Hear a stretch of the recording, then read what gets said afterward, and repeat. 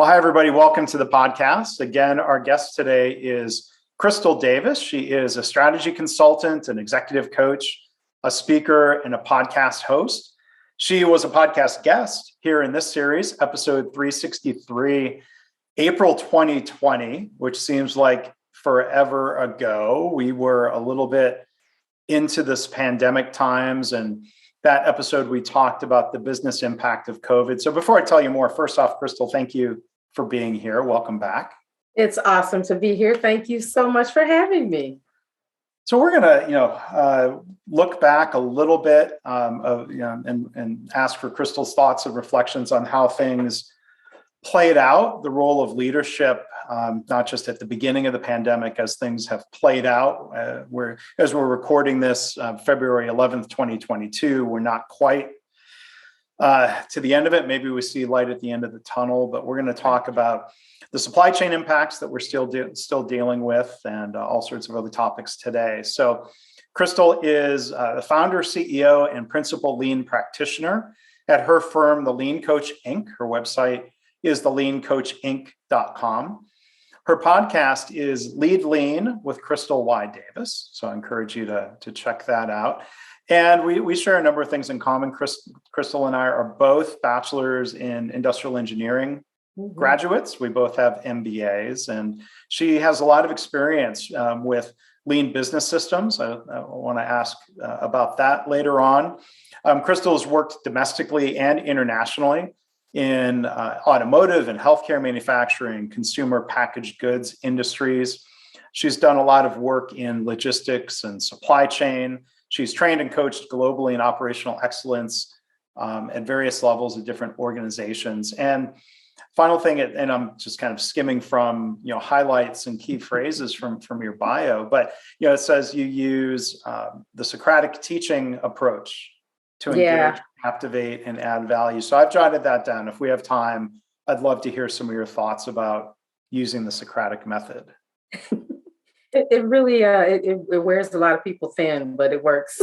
Well, that's part of what we will be able to talk about later. So let's leave that as a teaser. There's good and bad, or I shouldn't be saying, I should be asking. So yes. Later, I'll ask you open-ended questions about the Socratic method later. So but we've got a full agenda for us here. How's that? We do. So, again, back in April 2020, almost 2 years ago, we had a conversation about leading in COVID times, as you had framed it, shifting from crisis mode. I think we were, right. April 2020 was still definitely crisis Still mode. Definitely crisis, yeah. To survival mode, to recovery. Big open-ended question here. I'm curious to hear some of your reflections on both the crisis mode. How long do you think that was until we shifted into kind of surviving in that new normal? So for I'll say for a lot of CPG companies, it felt like the crisis may have been 6 months, 6 to 8 months. And, you can definitely tell that they started to find their groove because people weren't panicking in terms of buying or being concerned about things on the grocery store shelves.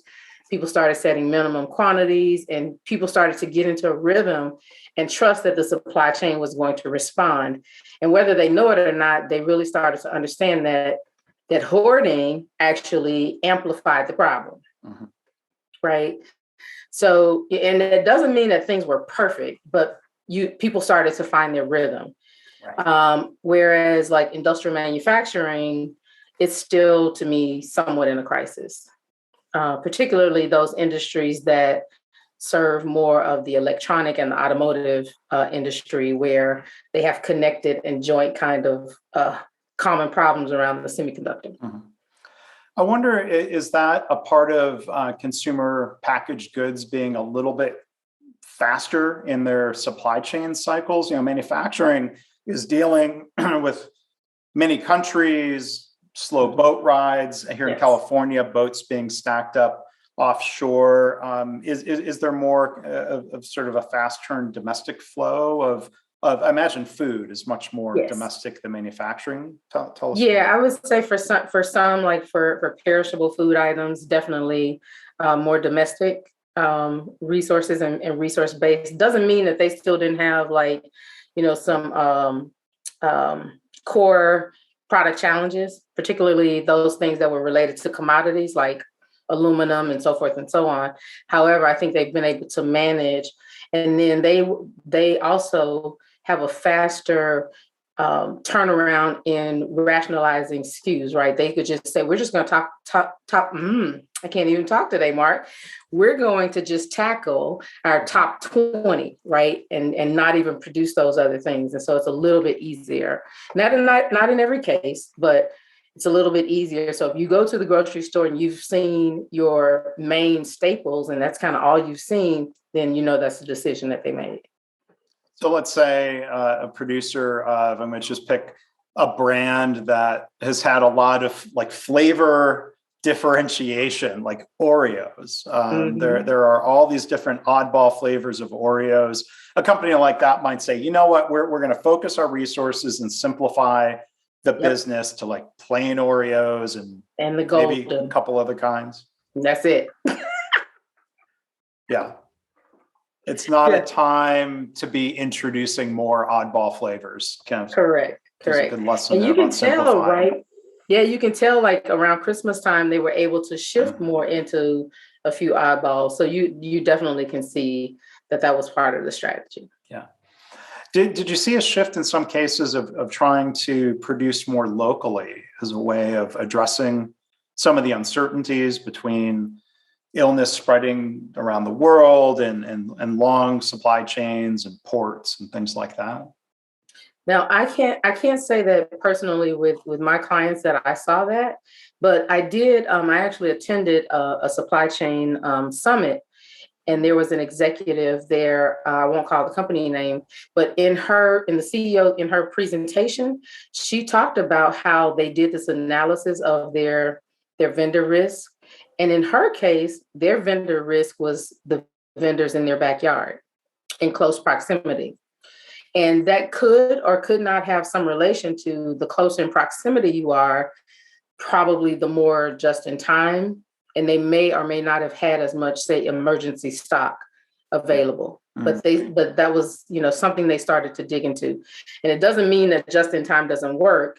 Right. It just means that you've got to readjust your stocking capabilities around your safety stock, and either the pace or frequency in which you get product, or just decide to take the inventory up and right size it for the now times. Yeah. Right. Yeah.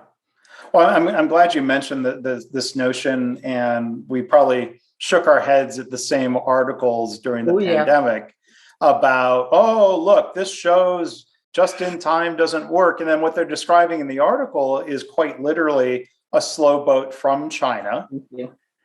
And like, well, to me, just in time, a better reflection of that would be, let's say in San Antonio, where Toyota has a lot of their suppliers, like kind of literally in the same building. Mm-hmm. That is just in time. And a lot of these articles really miss that point. They're criticizing something. Yeah. But I would say, well, they could say these long, slow global supply chains can be risky. Right. Is really the issue. That's the issue, right? And then determining what do you have onshore and what do you have offshore as a matter of your risk portfolio, rather than, some concept that you want to diminish. Yeah. Right. Yeah. Now, what I will say about that really quickly is that one of the levers that I have been talking about on the radio show and with clients is there is an opportunity to reevaluate your portfolio, and do so in a couple of different ways. One is, of course, the longer lead time items. And if you can substitute in some of your lower SKUs where you have all of the components, right? It's great substitution. You keep revenue flowing, you keep your client happy or your customer happy. And then secondly, just determining in this world that we're living in now, do you really need 1,000 SKUs? Mm-hmm. So. Yeah. So there's product complexity risk, there's supply chain risk, and Yes. these things keep coming, whether it's a pandemic or not. It's a tsunami that hits Japan and knocks some key auto suppliers offline. It's a ship getting stuck in the Suez Canal. Right.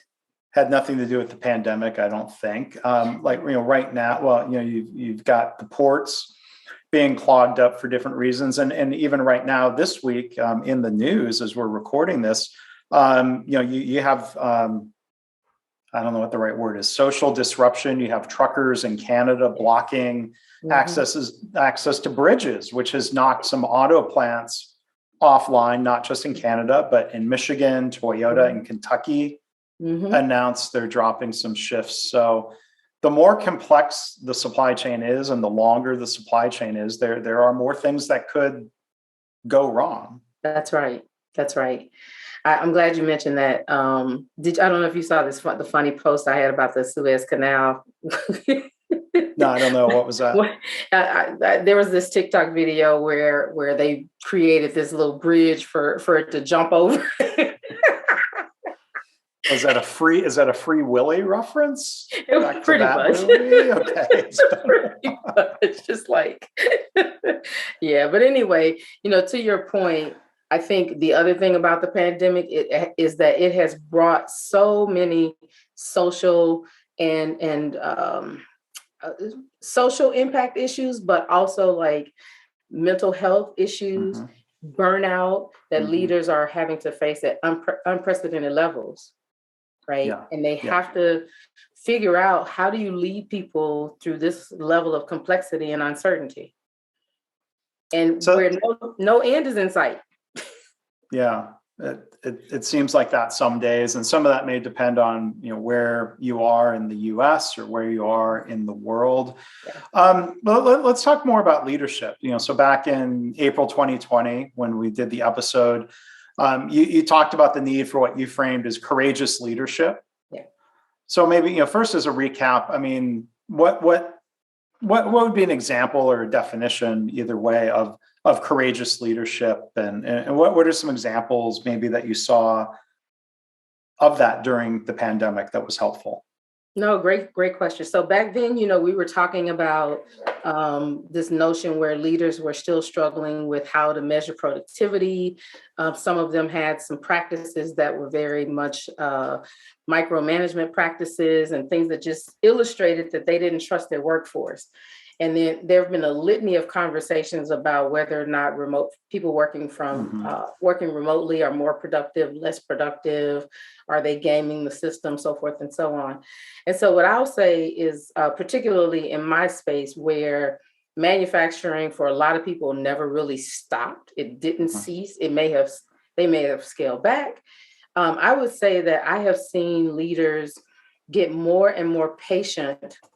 And I'm using that word loosely, right? Patience, but demonstrate patience and empathy, knowing that, one positive COVID test can impact a department and their families, right? And so there's this greater focus on, okay, oh my God, you tested positive, to, okay, you tested positive.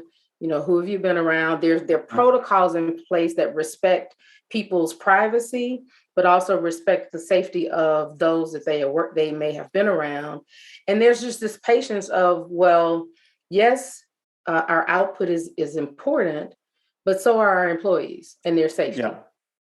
Yes. Right. And so that, for me, I think, is a big one, is the shift that typically when a family is impacted by a health challenge, it's isolated to that family. Yeah. Now you have your broader sense of family in terms of the shift you work on, the department you are in, et cetera, et cetera. And so I've seen a lot of resilience, a lot of empathy, a lot of open communication. And it parallels to me in comparison for what I've seen for what you hear and see on the news. Yeah. Well, there have been so many opportunities for people to practice what Toyota would frame as respect for people. That's right. Or respect for humanity. Yes. Empathy, Trying to, and I think a decent definition of empathy is like the ability to put yourself in somebody else's shoes.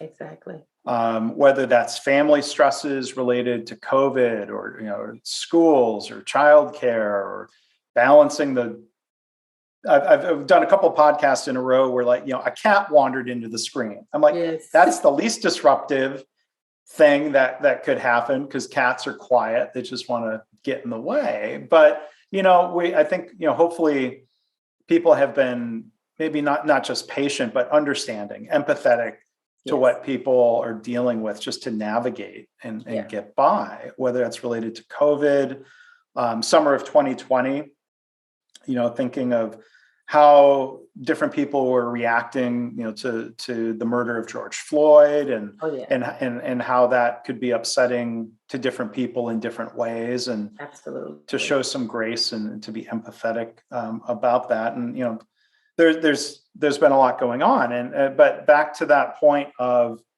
there's that phrase that's translated sometimes as respect for humanity. Yes. Which I've heard people say is a richer way of describing it, of realizing that, we are full, complex human beings, and that's who you've hired to be part of your team.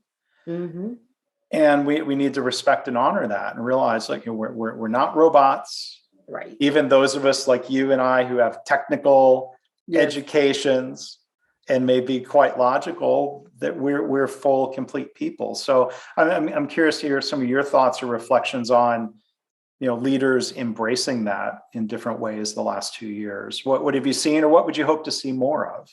Yeah. So what I've seen is, being more open to allow people to have a safe environment to share that they may not be okay, and also to share in a way that suggests that I'm not holding you responsible for the fact that I may not feel okay, but I at least want you to give me some grace and find a way to have a conversation to either give me the time that I need or invite me into a conversation to say, well, okay, understand that, but from a work perspective, what do you feel that you are capable to sustain during this period? Right.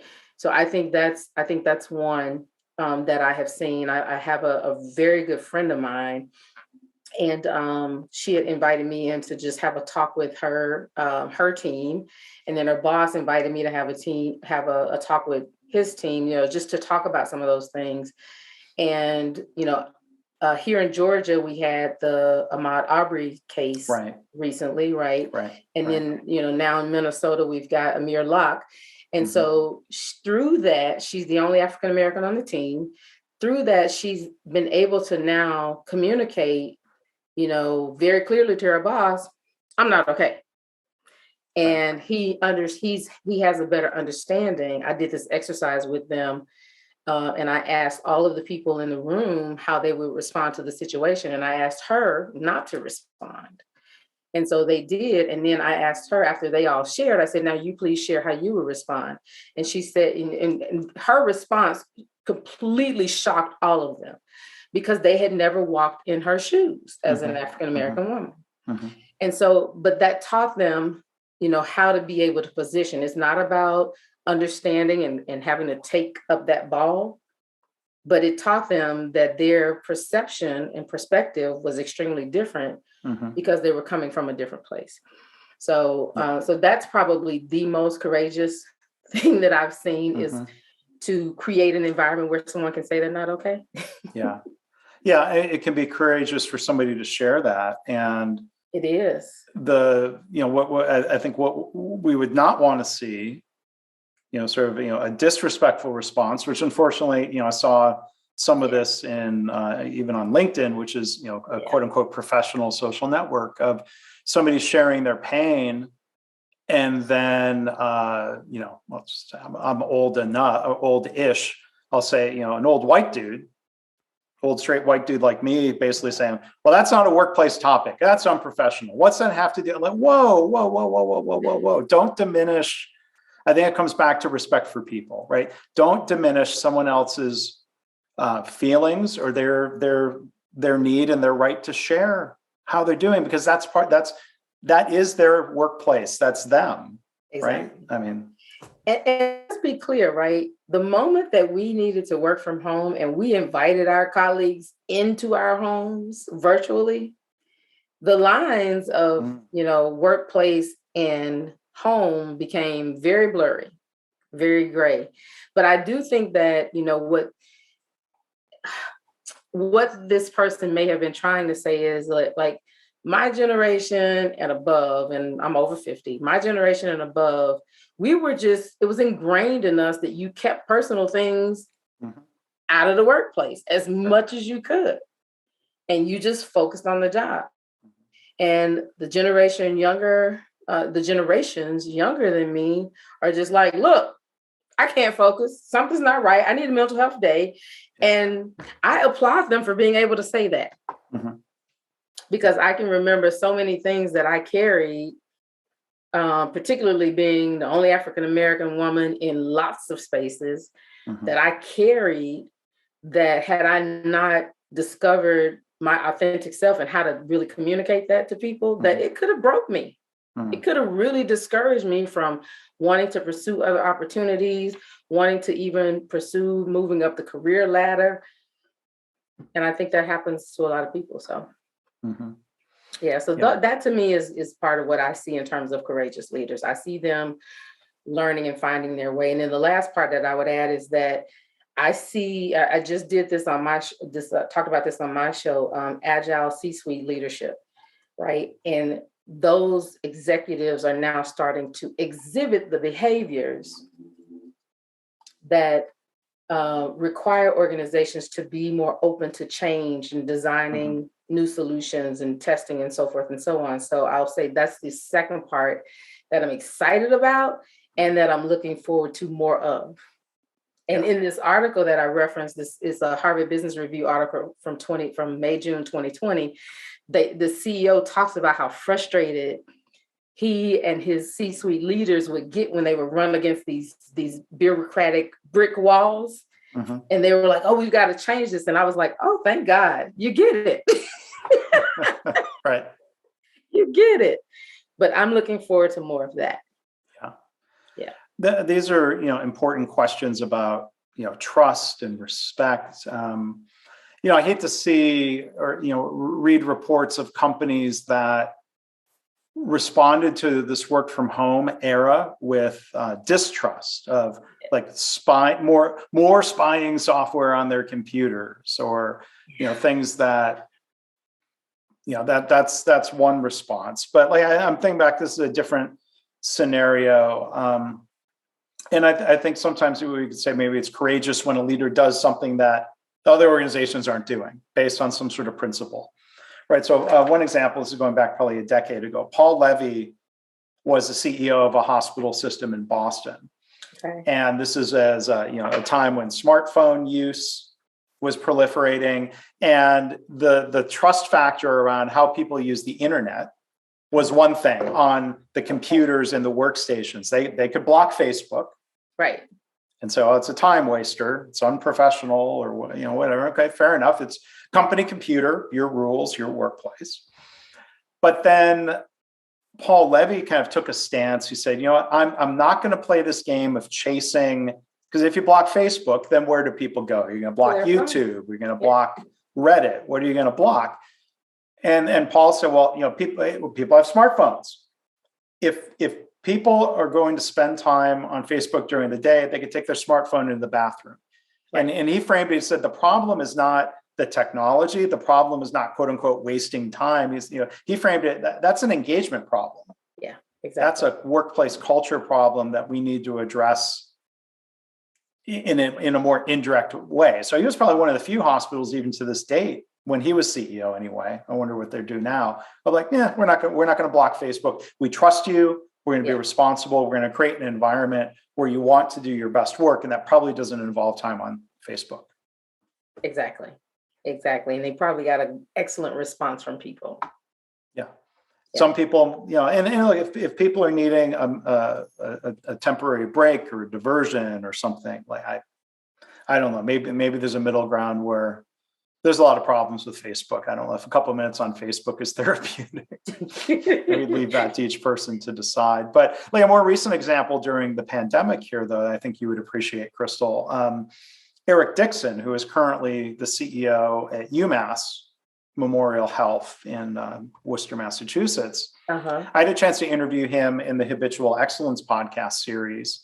I'll link to it in the show notes, where they were one of the few hospitals in the country, I think, to come out and do this very Toyota-like thing of no furloughs, no layoffs. Like that was their mandate.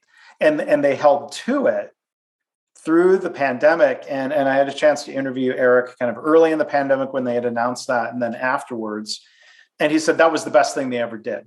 The loyalty, the impact on the culture was enormous. Right. I thought that was really courageous. Right. No, I absolutely love that. And I love something that you said. You said that these people made a decision based off of principles. Right. And that takes us back to the Toyota way, their 14 principles. And I think that's one of the things that more companies need to adopt. Many companies talk about vision, mission, right? And then they jump right to business. They need to understand the core principles that lead and guide how they make decisions, particularly in the tough times. Yeah. Well, tell us more about that. Like, what happens when there's pressure in your experience? So, I mean, when there's pressure, you cave to the person or the group that has the loudest voice, whether it's your shareholders, whether it is your competition, and you start to then try to chase them, or it's that person, whether they have a position or title in the organization that has influence, right, to either stall buy-in or strike up a protest. So it really is about establishing as a core. So if you think about an organization as you would a person, we have our core values. And our core values as a human being are the things that we reflect on when we need to make a decision to do something that we know we shouldn't be doing, or, if we do something that we know we shouldn't be doing, to deal with the consequences and find our way back. But it's that keeps us grounded. So when organizations have that, and you have, hundreds or thousands of employees, you can drive them to that set of principles as the thing that grounds us. Yeah. If a manager has to make a tough decision and it's aligned with the core values, that gives them the courage to make that decision, because they can say, well, I did it because this is who we are and how we operate. I'll never forget, quick lean story. We were at a IISC conference, Lean Six Sigma conference. We had a tour scheduled at Toyota in San Antonio. It was going to be my first in my entire career Toyota plant tour. Yeah. We get to the center, they're checking us in. We watch our little safety video. We're looking at all the memorabilia. And the plant manager comes in and says, we had a on card for the whole plant. Wait, it cut out a little bit. The plant manager said what? The plant manager came in and he said we had to pull the andon for the entire plant. They had a problem. They had gone through their process of, immediate countermeasure, brought the Kaizen team in. They tried to keep it going. It just didn't work. They started to work through, their issue and realized, nope, we've got to shut everything down. And they said, we're so sorry that you've come here, but we're not going to be able to tour today. And they stuck to that. Wow. So they didn't take you through the idle factory. They did not take us through the idle factory. Not part of their standard, I guess. What purpose was that? They sent everybody home. Okay. Wow. So because you would still see a lot. You would see the structure, and the layout of the facility, but maybe without the people, it's nothing. Exactly. And a lot of people that were there, of course you're disappointed, right? So people were disappointed. I actually was telling my colleagues at the conference, I said, if they had done anything other than what we just said, I would have been so distraught. You would have had to just bury me right on the scene because I have been preaching and done at Toyota Principles. And I said, do you realize how many people they had to send home with pay? Right. I was going to add. And with pay. And this was in the morning. Our tour was in the morning. Yeah.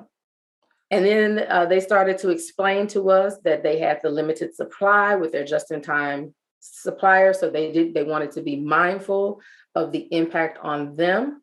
They didn't have a lot of room for excess storage, so they didn't want them to keep running. Right. And they made good on it all. And I was so impressed. I was still disappointed. Right. But I was so impressed. It's a different their principle in a tough time. Yeah, because you got these lean professionals coming in here. Yeah. Yeah, no. That's a different lesson learned, a different thing. Now, have you had a chance to go back, or are you still trying to? No, I haven't. I have not arranged a tour yet. But you mentioned Toyota, and yes, they will in periods of supply shortage, like this happened after the tsunami, and some parts that still come from Japan. Even though they have all these local just-in-time suppliers, it shows, the kink in their complete car supply chain was this risk of what happens to a factory in Japan being so far away, or being a sole source, or both. Sole source. During the Great Recession, or during other times when sales have been really low. I know for a fact that Toyota, I feel like I can say this very confidently because both the news reports and Toyota people I've talked to said that Toyota pays people when there's no production. Like, so short term, they might say, okay, everybody go home, rest, this stinks, but you're not going to lose your pay for the day. But then if it goes on for weeks or months, they will pay people to come in and do improvement work. Yes, exactly. Do cross-training. Toyota's paid people to go build Habitat for Humanity homes, which is a leadership development activity, not just helping the community. And those exact same circumstances, General Motors will put people on short-term layoff. Yeah, I know. And I bet, I haven't had the chance yet to go look at articles. So here we are in February 2022. Trucks can't get across the Ambassador Bridge in Detroit, near where I grew up. And I guarantee you, Toyota is paying people, GM, probably putting people on short-term layoff. And, you can frame that in different ways. You could frame it as respect for people. You could frame it as long-term thinking, in the loyalty that would be engendered by sticking with your employees in those times, and saying, I don't view you just as this cog in a machine to cast aside the minute I don't need you. Right. That brings up a good point there. I don't know if you're following closely, but there's so many debates about what's happening with the truckers and trying to blame the truckers, and and then the truckers doubling down on their side about how valuable they are to the supply chain, and just instead of just figuring out how can we meet in the middle. And then there was, of course, the court case about the one trucker that the sentence was just insane. What? I didn't hear about this. So there was a trucking accident. There was an accident on a highway, and there was a bypass ramp that the trucker, as he realized, I think he realized it maybe too late, that there was an accident. He wasn't able to take the bypass to brake, to be able to brake, stop. And he wasn't able to stop, and it just, caused a worse accident. And when he went to court, the charges against him were just atrocious. I mean, it was like 100 years. By definition, an accident. For an accident. Well, but then there's this question of, well, he was being reckless. Yeah, and they were saying that he should have, and right, Monday morning quarterbacks can tell you how to win the game. Right. Yeah. So, but my point is, I think it's one of those situations where we've politicized the issue, and at the same time, nobody's talking about when a truck driver shows up at a port and has to sit there 3 days, and he's losing 3 days of income for his family because the port is slow, right? Or they can't get on. So it's a mixed bag of, again, where if you could just come to the table and have a conversation based off of some core principles around, the safety for the drivers and everyone around them, and also respecting the fact that you can't just treat them anyway because they're here to pick up goods, and treat them like, well, you're just another cog in the wheel. Just pick up these boxes and drive them where they need to go. And I think it's difficult. I mean, there are times when, the arguments or debate, or people, it's like, it's my camp versus your camp. Yeah. But there are times when there is a conflict in deeply held principles. And that becomes really difficult to navigate. So let's say looking at workplaces requiring vaccination, the company could say, we are making this decision based on principles involving safety and the long-term good of the company. We want to reduce COVID outbreaks. There's a human perspective. There's a healthcare cost. There's a disruption to the business. You could make that principled stand, and then somebody else might say, well, my principles say you can't tell me what to put in my body. That's right.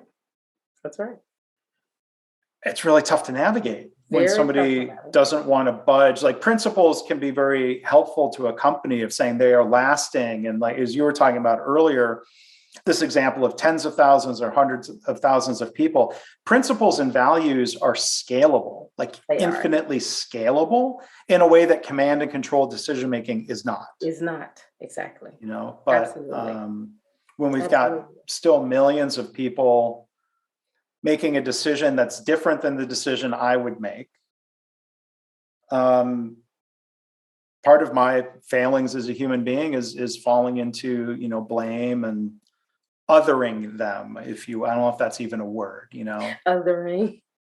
And there's an empathy gap that I'll admit to, and others have talked about, or there's empathy fatigue. Yes. I think that there is also not just empathy fatigue, but there's just fatigue for the sheer number of issues that are so divisive in our world.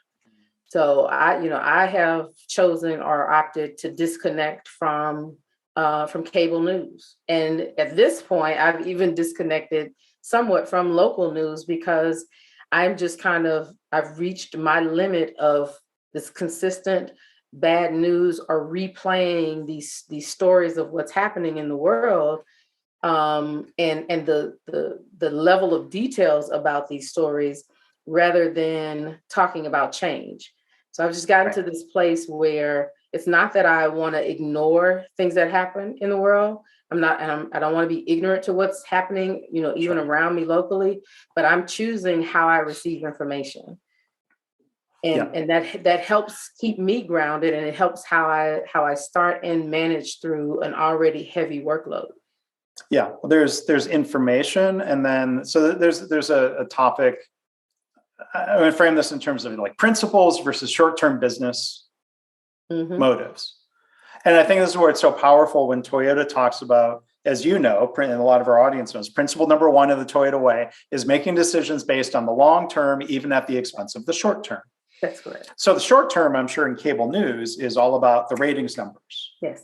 And more and longer watching. And, and there's a cost side where this is me not working in this industry, but it seems clear that having volunteers who want publicity coming on and arguing about stuff is far cheaper than sending reporters out to report. And regardless of the channel, to me, it's almost like it causes mental inflammation. I don't know if that's even a thing, but I can find calmer news from other sources where I feel like it's actually people reporting news instead of just arguing. Here's someone from this side and here's someone from that side. Now go fight. And that was going to be my point. Right? You said that you've got people on that, that come on and give their opinion. That's not the news. They're advocating for something. That's not necessarily news. That's right. So just give me the news and let me make my own decision and do my own research. So So yeah. But there's these challenges of well, there's an outfit that sort of took over a business, or they were taking over the WGN Superstation out of Chicago, the cable channel, and they were trying to create a news network. Oh gosh, it's I don't watch it. I have a friend who talks about it. It's called News Nation. Okay. Right. And they were trying to take this approach of, we're going to do kind of like what the news used to be, reporting news, less arguing, more fact-based, and like, well, I hope that works out for you. I'd have to go Google how that business is doing. Working. Yeah. Or maybe it's a matter of breaking trade-offs of, like, this is one thing that's fascinating to me about lean. We'll try to bring it back to lean, of like breaking down false trade-offs of people would say, well, we can't afford better quality. We'd say, wait a minute, time out. Yeah. Better quality actually costs less. We would agree, the audience would agree. But maybe there's this false trade-off of like, well, people don't want to watch sober, serious, fact-based reporting. Yes. And like, well, maybe that could be human nature. It could be a false trade-off. Yeah, I think there is some element of entertainment, right, that people enjoy, and they get wrapped up in it probably subconsciously, and find that in the news. But I think from a mental health perspective, I also think it's something that people should check in on, right? And no judgment. That's something that you enjoy, right? Yeah. But getting riled up, whether you agree with the person or disagree with them, like there's a certain fatigue that comes from being just on edge, riled up, fired up, whatever it is, right? It's like when you see on social media, right? People say trigger warning. I'm like, pass. But to each their own, right? So someone else may lean into that, and you can scroll on by. But I think I've done that same countermeasure of really limiting, if not eliminating, cable news viewing, unless there's like breaking news. That's it going on. So that is the time then when there's often real reporting.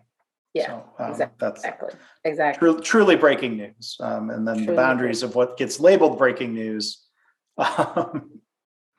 gets blurred. So, well, Crystal, one other thing we want to talk about today was bringing it back to the supply chain challenges that are still ongoing. It still may be crisis mode. It still might be survival mode. What are some of your thoughts about what's going on here in 2022? What companies and leaders can and should be doing? Great question. It's a complex question. It's a complex question to answer. Sure.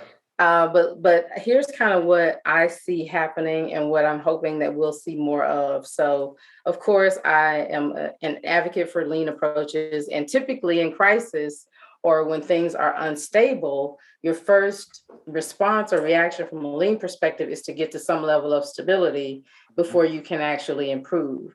And so I actually posted this question to our fellow industrial engineers in our Institute of Industrial Engineers group page. And I said, with everything that's going on and the sheer amount of complexity happening, should we still be so dogmatic about our approach to lean and Six Sigma, right? Because technically there's not, I won't say there's not a lot, but there are several instances where things are simply not stable. Uh-huh. But yet there's so many problems that need to be solved. Yeah. And so that's one of the things that I have I've taken up this mantle with myself to learn how to be less dogmatic about how we approach certain things and just deal with it from the aspect of, well, here's the problem that we know. I don't have to have a perfect lean solution, but I have to just seek to make things better. And if there are aspects of the framework that can work in order, in sequence or out of sequence, I don't care. I literally had this argument. Argument's a strong word. But I said to the person, I said, listen, here's why I'm taking this stance. I said, yes, we as lean professionals could debate how this would be done. I said, but for me, These people have been operating in crisis for over 2 years. Mm-hmm. Every day they show up to work trying to make it to the end of the day, feeling like they've made an impact and they can leave successful. They see red all across their KPI board every single day. That's not healthy. And I'm not going to come in and add to the stress and say, well, you've got to do your A3 first. You've got to do. Sure. No, I'm going to meet them where they are, and I want to help them. If I invited in a plumber and I said, oh, by the way, this light fixture is giving me problems. Yes, he has a bunch of tools with him, but he came here for the plumbing. He's not a licensed electrician. He's not a licensed electrician. And if he's a nice man or woman, right, they may say, well, let me take a look at it. I might could help you out. But at the end of the day, right, just stick to the problem and find the best way to help people just move forward. Yeah. And feel a sense of accomplishment. So that's definitely, a big challenge is how do you do lean when there's so much instability. And then the second one is this notion of digital solutions, like one digital solution is going to save the day. Yeah. And there's so many elements that come with that. How do you do lean? How can lean organizations leverage digital solutions? And it's not about having this dogmatic argument about whether or not you should do a value stream map with a pencil or, that's just not where we need to be. Yeah. Right. Yeah. Well, not looking for, and this comes back to a Toyota Way principle, paraphrasing of not expecting a digital solution to solve everything, but integrating technologies that support your people and your process. So for those who are just listening, they don't realize, on YouTube, I'm double dipping here with logos today. I have a KaiNexus shirt on and I'm drinking water out of a KaiNexus coffee mug. But that's a digital solution that even the providers of said solution at KaiNexus and the founders of the company would agree. The software is something to facilitate human behavior. You don't automate problem solving. You don't automate continuous improvement. Technology may make aspects of it easier. Right. In terms of communication and visibility and things that are built on principles. Exactly. So, you could have different principles mapped to different technologies. Like think of like the classic suggestion box system. Right. With the locked box, and there are principles of like, we can't let employees see what the ideas are. Those ideas might be bad. We might need to reject those ideas. Like there's all kinds of mental models where with different mental models, you could have a bulletin board. Exactly. With transparency and empowerment and participation. So, people could digitize the suggestion box model and we would say, no. New technology off of, you could say the wrong principles or different principles, as opposed to digital solution on top of better principles. Yep, and better principles. That's right. It's really mind-boggling to me, though. As people throw out these really broad solutions, how people don't think about them holistically. How does that fit into our culture? Does it align with our principles? Our workers at a level where they can embrace this, or do we need to reskill them? Or do we actually have people thinking, well, we need to just bring in the people who already understand this, which is a threat to the people who've been there and who've been loyal. So there's so many nuances that you have to think about when you think about doing that. And then again, what's the purpose? What is the purpose? Are we looking at digital solutions and data science to help bring visibility to the people who are doing the work so that they can make better decisions? Yeah. Right. Yeah. And so back to dogma, decisions versus dogma.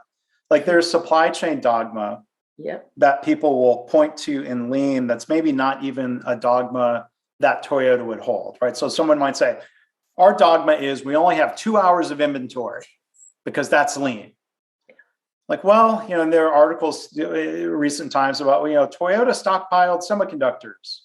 They're moving away from just in time. I'm like, well, no, like there was this LEI book from years ago that talked about the practice of having a plan for every part. Every part. It doesn't mean the same plan for all That's the right. parts. It's a plan for each individual part and supplier. And Toyota identified risks. I'd say there were smart principles there.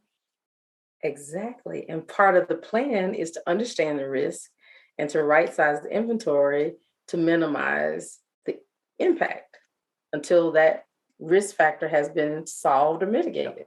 Decisions. Decisions. They've made decisions. I think I've told this story before. I was working with Mr. Yamada, and I said, oh, great. He had done this A3, and we picked a problem that we were going to go solve. And I was like, oh, great. We have to go do the value stream map. And he's like, Crystal, we know the problem. I said, but we have to do the value stream map. And he said, but we know the problem. Yeah. And, after saying that to me multiple times, I understood because I had been taught you have to do the value stream map. And I think there was also in not at that company, but at a previous company where I would have been chastised had I not done, it's kind of like checking the box, right? Well, you didn't do a value stream map. But I know the problem. Yeah. So that's a great story. Yeah. Great example.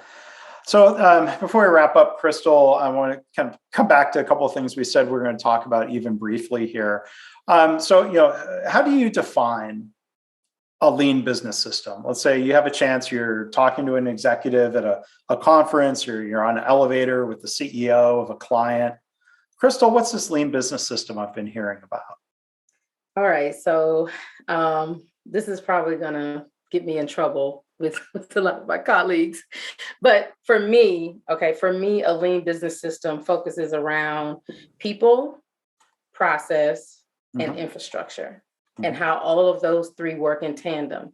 And then it has this foundation, very similar to the Lean Transformation Foundation, that says, what are our behaviors? What are our skills? What are our competencies? What is our mental model around our culture? Like, what is that foundation? And then what's the gap to where we want to be?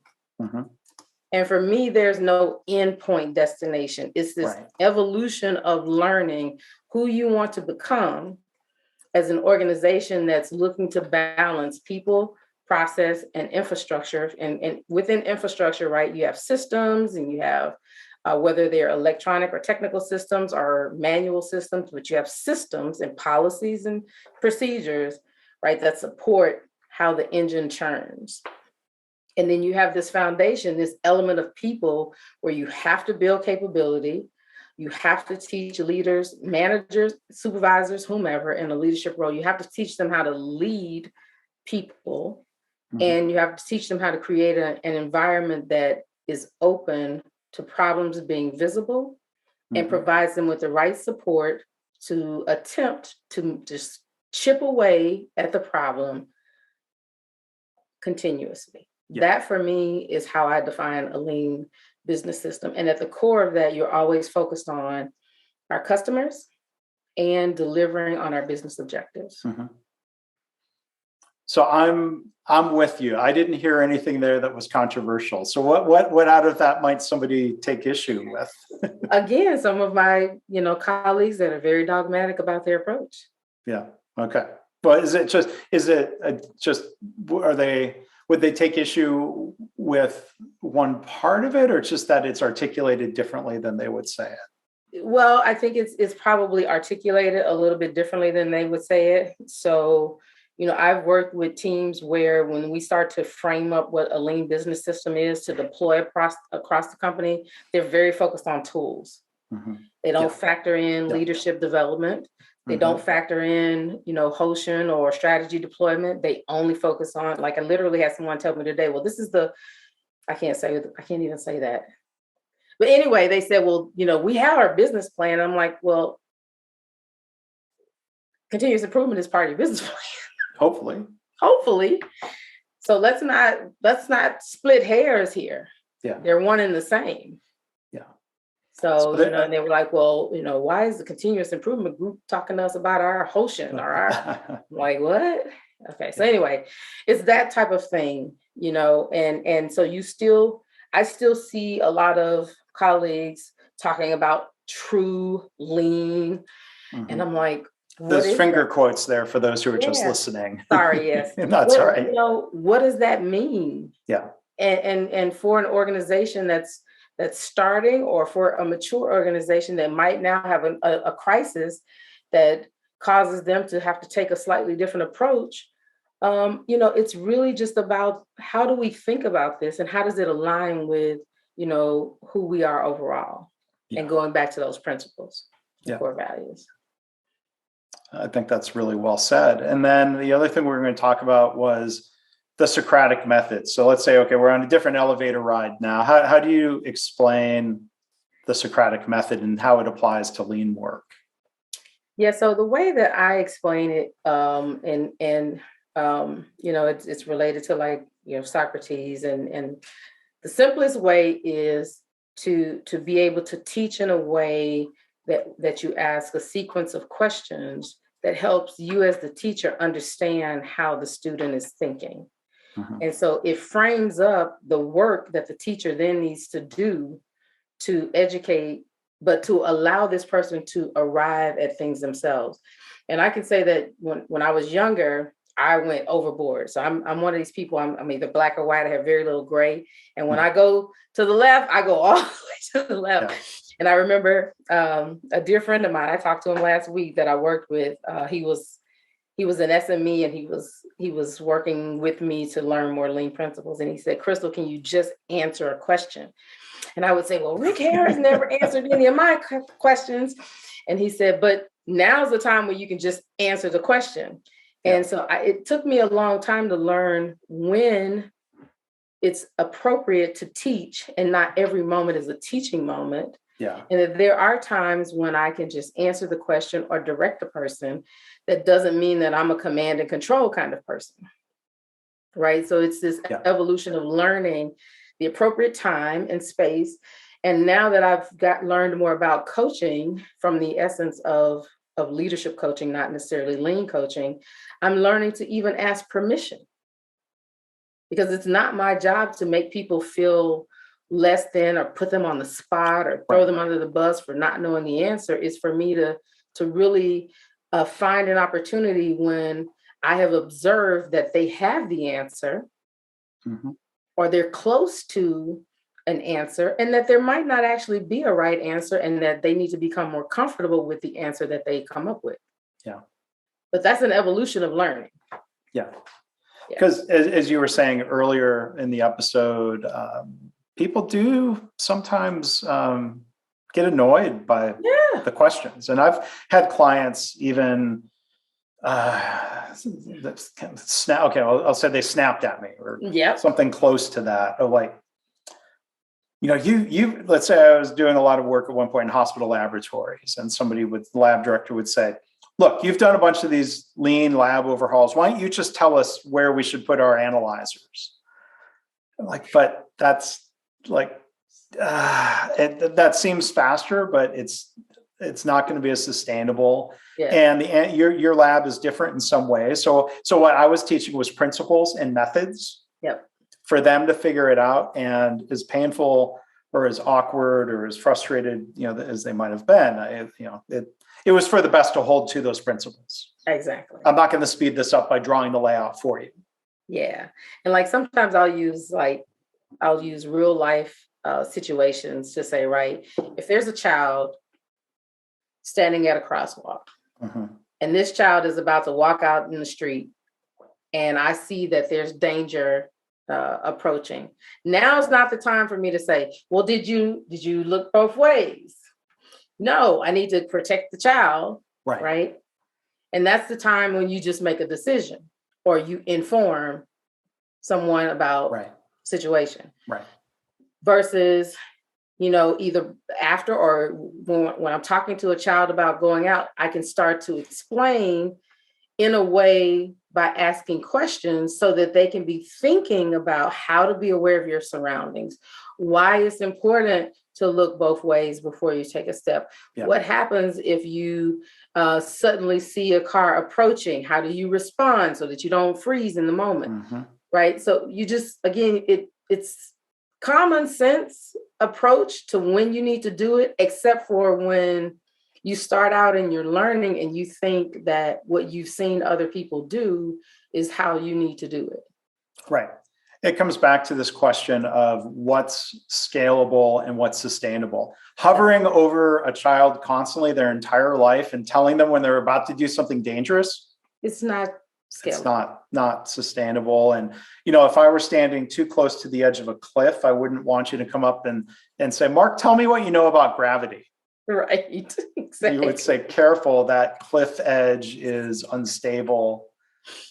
You need to back up. I don't know why my mental image went to me standing on the edge of a cliff, but I'm out hiking, I'm out sightseeing, what have you. So, but yeah, there's a time and a place. You know, you would say if back to your point with Mr. Yamada, when a fire truck shows up to a burning building, they don't need to go back. It's not the time to do root cause analysis. It's the time to literally contain the problem.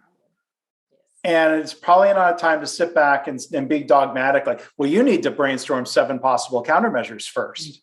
Like, no, let's put the fire out. No.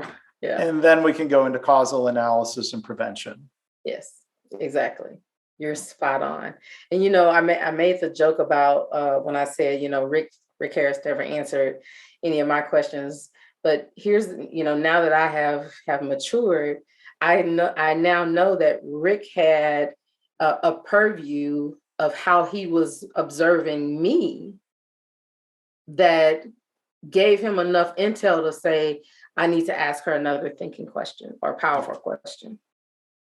Right. And I'm sure had I maybe demonstrated some other types of behaviors, he would have told me. Yeah. Right. If I was way off course or something like that, he would have told me. Yeah. And it also takes me back to a question that I just asked my mentor from my early days of Lean. And I said, why did you select me to be one of the team members to go over to Europe and help out some of our plants? And he said, because I saw in you that you were so resilient and persistent in figuring things out and getting it right, like working until you found a viable solution. So that showed me that you were committed and sometimes crazy about finding a solution to the problem and helping the people out. Well, Crystal, you're not the only one recently to sing the praises of Rick Harris. My guests back in episode 438, Kathy Miller and Shannon Carls, both brought up and made reference to Rick Harris and Chris Harris as being mentors. Yeah. Chris Harris has been a guest here on the podcast good. Before. So, Crystal, this has been really, really good to have another discussion, a conversation with you. Our guest again has been Crystal Davis. You can learn more about her and her work at her website, theleancoachinc.com. If you go in the show notes, I'll link to the podcast and other things that Crystal does. So and anything else that you want to share with the audience before we wrap up, Crystal?